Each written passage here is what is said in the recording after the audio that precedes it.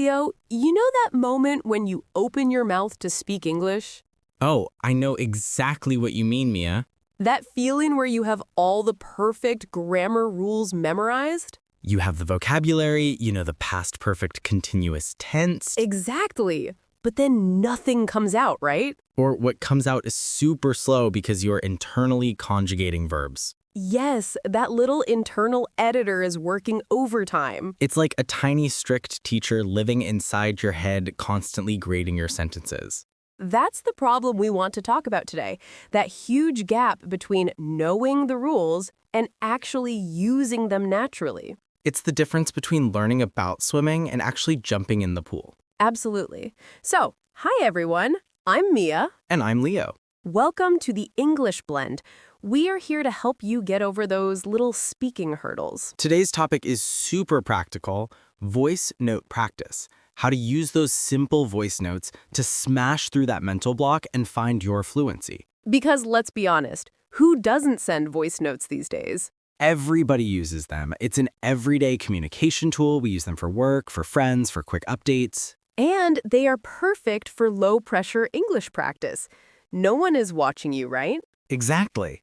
So grab your coffee and let's get started. We want to shift your focus today. We want to talk about the difference between fluency and accuracy.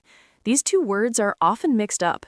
They are, and they are both important. But for learners in the A2 to B2 stage, focusing on the wrong one can stop you completely. Let's define them simply. When we talk about accuracy, we mean correctness. That's the proper grammar, the perfect spelling, the correct pronunciation of every single word. It's what you learn in the classroom, with textbooks and quizzes. You want your sentences to be 100% grammatically correct. And that's a worthy goal, don't get us wrong. We love accurate English. But then there is fluency. This is much simpler. Fluency means the ability to speak or write easily and smoothly. It's about flow, it's about speed, it's about communication without those long, awkward pauses.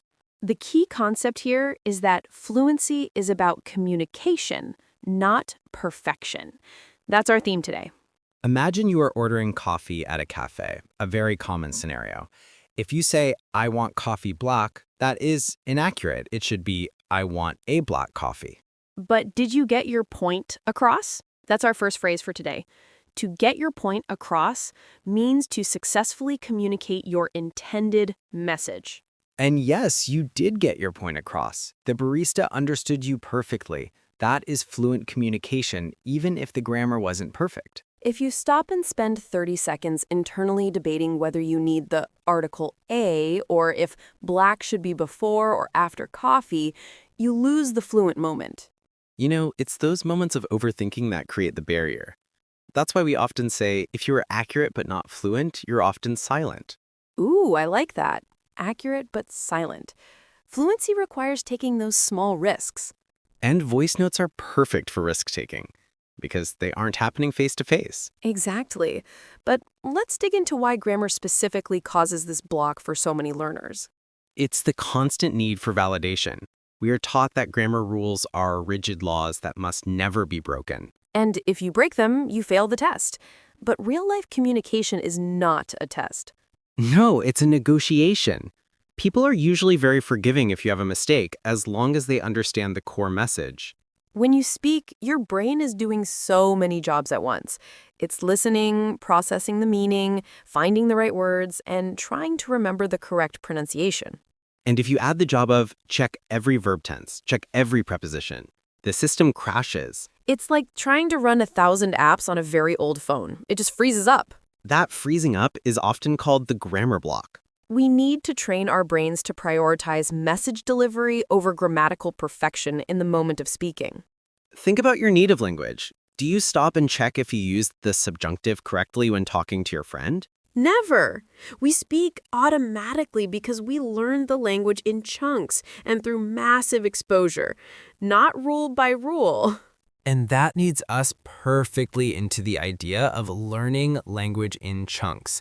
We will cover that in the practical tips section, but it's critical for fluency. But before we get to the tips, let me share a quick story about hitting the wall because of accuracy.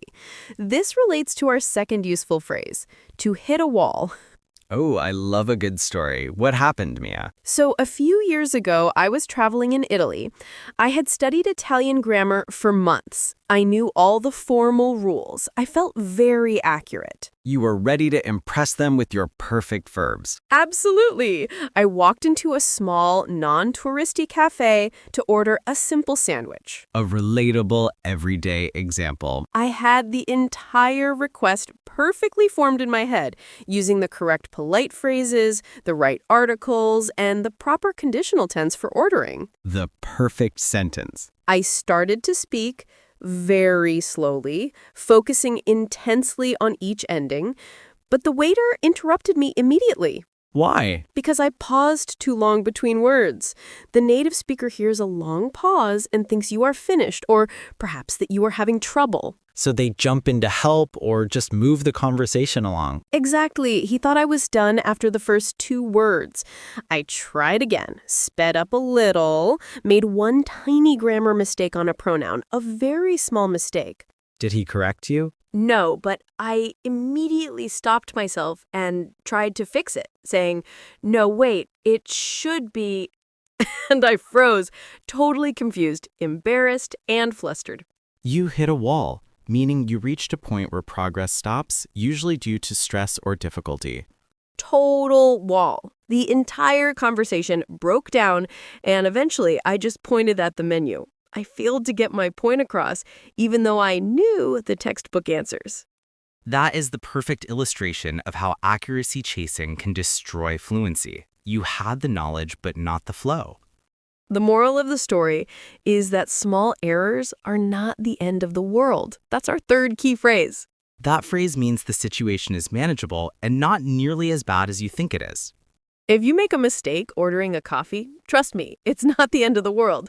The world keeps spinning, the barista smiles, and you still get your drink.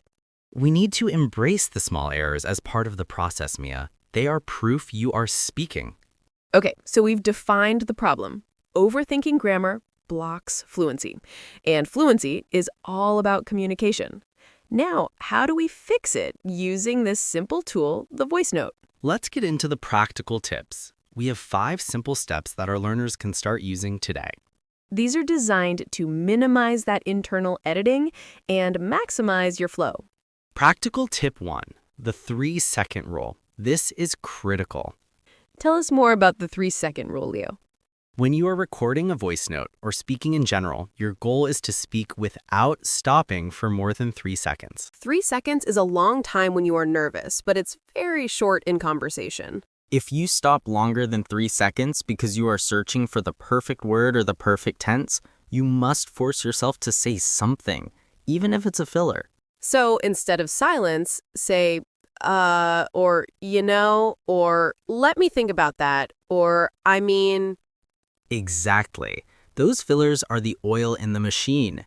They keep the engine running while your brain finds the next gear. The goal of the 3-second rule is to eliminate the long, accuracy-driven pauses that make you sound halting. The content doesn't matter as much as the continuous flow. Practice talking through the mistake. So when our learners are using voice notes, they should hit record, set a timer for 60 seconds, and just talk about their day without stopping, even if they know they messed up the past tense. Yes, and they shouldn't delete it. That brings us to our next tip. Practical tip 2. Listen massively, then shadow. This might sound like listening practice, but it's deeply connected to fluent output. We need input to produce output. You can't speak fluently unless you have absorbed massive amounts of natural English rhythm and phrasing. Listen to podcasts, like this one, or TV shows or YouTube videos constantly. We mean massive listening. But don't just listen passively. Choose short segments, maybe 30 seconds long, and actively shadow the speaker. Shadowing means you repeat what the speaker says immediately after they say it, trying to match the rhythm, the speed, and the stress patterns. You are not trying to memorize words. You are training your mouth muscles and your brain to handle the speed of English delivery. You are copying the tune of the language. And once you shadow that 30-second clip 5 times, then record a voice note where you summarize that clip in your own words, maintaining that speed. That bridges the gap between passive listening and active production. That feels like a real step. Okay, what about grammar structure, Leo? We can't totally ignore it, right? We absolutely cannot ignore it, but we change how we approach it. This leads to practical tip 3. Learn and use chunks. Chunks are groups of words that naturally go together. They are fixed phrases. Instead of learning I am going to, and then trying to assemble I am going to, you learn the entire phrase I'm going to as one unit. We call these ready-made sentences or structures. Things like, as far as I'm concerned, or it's a bit complicated, or to make a long story short. When you use a chunk, you don't have to think about the grammar inside that phrase. It's pre-programmed for fluency. This speeds up your speech massively. If you have to express a personal opinion, you pull out the as far as I'm concerned chunk, and boom, you have 6 fluent words instantly. Use your voice notes specifically to practice integrating 3 or 4 new chunks into your daily talk. Force them in there. That's a great idea. Pick 3 chunks every morning and ensure they appear in your evening voice note summary of the day. We've got 3 great tips so far. The 3-second rule for flow, massive listening and shadowing, and learning chunks. What's next? Practical tip 4. Focus on your daily life. Keep it real and relevant. That's key for A2B2 learners. Don't try to debate climate change in your practice voice notes. Talk about what you did at work, what you ate for lunch, or what movie you watched. Use relatable, everyday examples because those are the words and phrases you will actually need in daily communication. If you are practicing for work, describe a specific task you completed. I finished the report and then I sent the email to the manager. If you are practicing for social life, talk about the cafe you visited. The coffee was too strong, but the donut was delicious. The vocabulary is useful and the subject matter is easy, which reduces the mental load and allows you to focus solely on fluency and speed.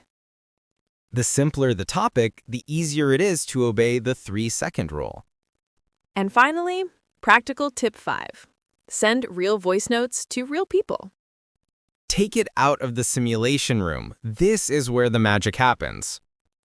If you have an English-speaking friend or a language partner, ask them if you can communicate mostly via voice notes for a week.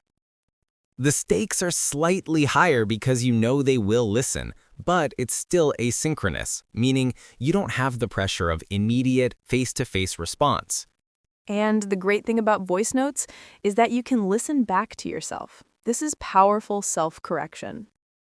Don't listen back to judge your grammar. Listen back to judge your flow and clarity. Did you sound confident? Did you pause too often? Did you successfully get your point across?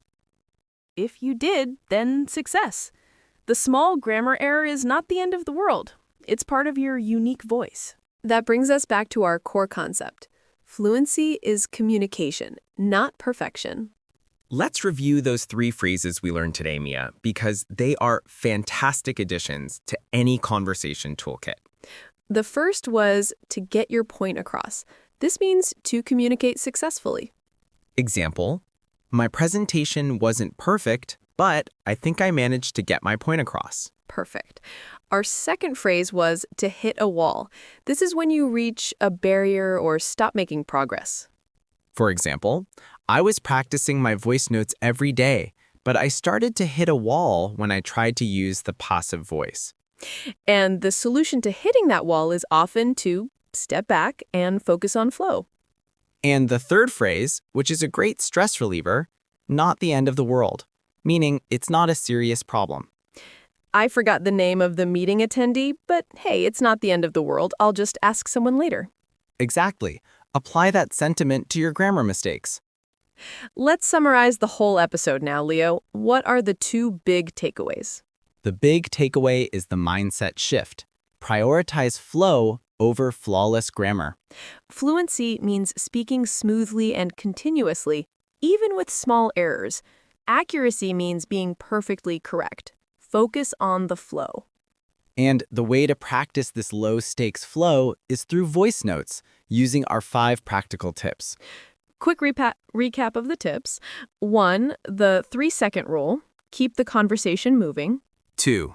Massive listening and shadowing. Copy the speed and rhythm. 3, learn and use chunks, pre-made phrases for speed.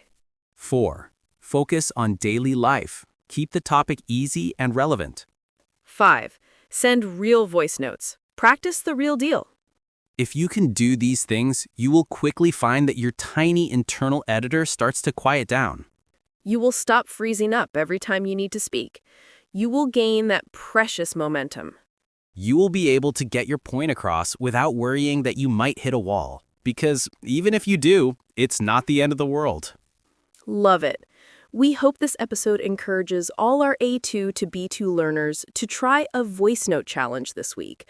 Record 5 voice notes and focus purely on maintaining flow for 60 seconds each. Send them to a friend, or send them just to yourself. Just hit that record button. That was a great talk. We covered a lot of ground today, Leo. It's so important for people to hear that they don't have to be perfect. It really is. Perfectionism is the enemy of fluency. We want to see you communicating confidently. And next time on the English Blend, we are going to dive into how to use short video clips, maybe TikToks or Reels, for even more focused fluency practice. Ooh, that sounds fun. We will look at how to describe actions and reactions quickly in English. Don't miss it. Thanks so much for joining us on the English Blend today. Yes, thank you for listening, and we'll see you in the next episode of the English Blend.